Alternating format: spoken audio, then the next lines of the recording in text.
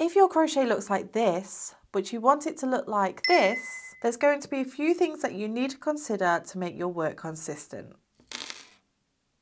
So first of all, we want to consider our foundation chain and how many stitches we are starting with.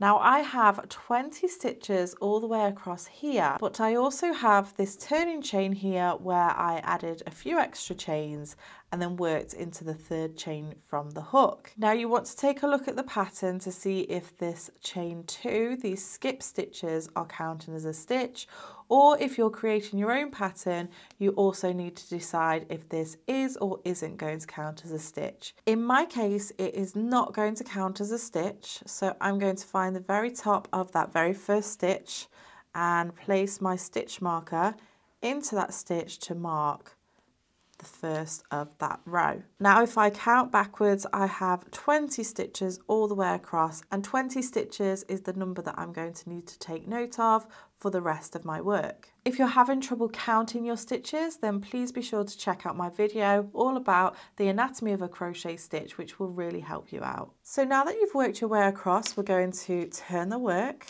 and when we start a new row, we're going to have a turning chain. I'm working a UK treble crochet, which is a US double crochet, so I'm going to start by chaining 3. 1, 2, 3.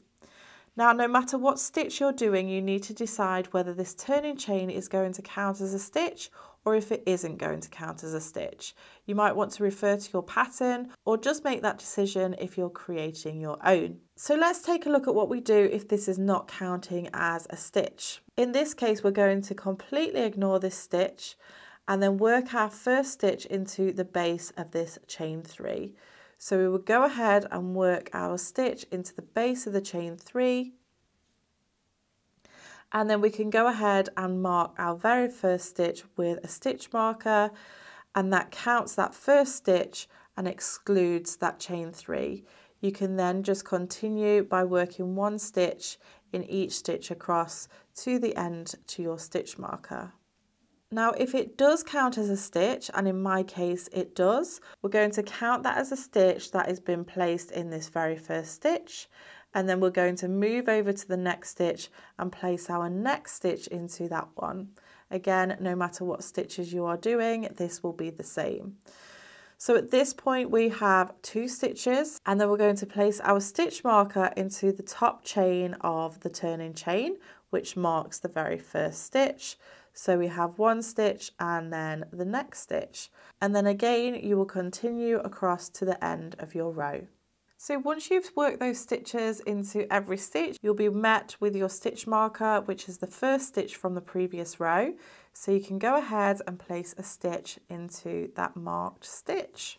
So you can leave your stitch markers in the beginning of each row, and that will give you a really nice way of counting your rows. Or if you don't have enough stitch markers, you can simply move them up. So now again, we're going to move to our next row, turn our work, start off with our chain. I know that my turning chain counts as a stitch, so I'm going to work my next stitch into the next stitch along, and go ahead and place the stitch marker into the top of the turning chain, and then we have marked our first stitch of the row, and then I'm going to continue all the way across until I get to the next stitch marker.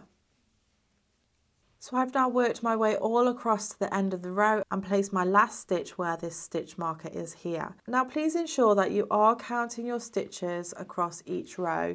Your first stitch is the one with the stitch marker, and your last stitch is the one just before your crochet hook just here. I know it may seem tedious, but it's a really good habit to get into to ensure that you are keeping your stitches consistent. So here's what the work will look like if you have built a few more rows, and you can see here that we have done 1, 2, 3, 4, 5, 6, 7 rows. Now, as I say, if you haven't got as many stitch markers as this, that is absolutely fine. It could just work with 1 or 2 stitch markers by moving them up as you build your work. So let's recap on those things that you need to think about.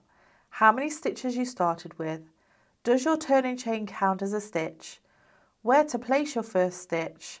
And mark the first stitch with your stitch marker. There are times, however, that even when you've considered all the things that I've mentioned in this video, your edges still just aren't as straight as you'd like. So if you want to find out how to resolve this issue even further, I can show you a technique to do exactly that in this video right here.